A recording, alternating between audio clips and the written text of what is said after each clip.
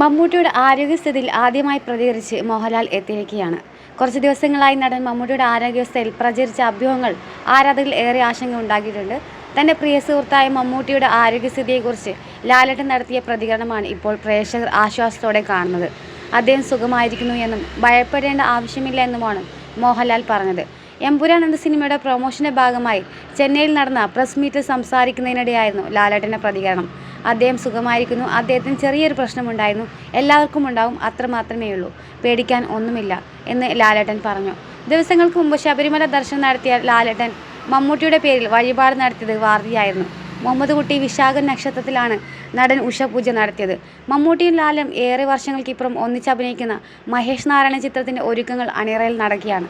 സാമ്പത്തിക പ്രശ്നം മൂലവും മമ്മൂട്ടിയുടെ ആരോഗ്യ പ്രശ്നം മൂലവും സിനിമയുടെ ചിത്രീകരണം നിർത്തിവെച്ച എന്നു അഭ്യൂഹങ്ങൾ ഉണ്ടായിരുന്നു. എന്നാൽ ആ റിപ്പോർട്ടുകളെല്ലാം തള്ളിക്കൊണ്ട് സിനിമയുടെ നിർമ്മാതാക്കൾ തന്നെ രംഗത്തെത്തിയിരുന്നു.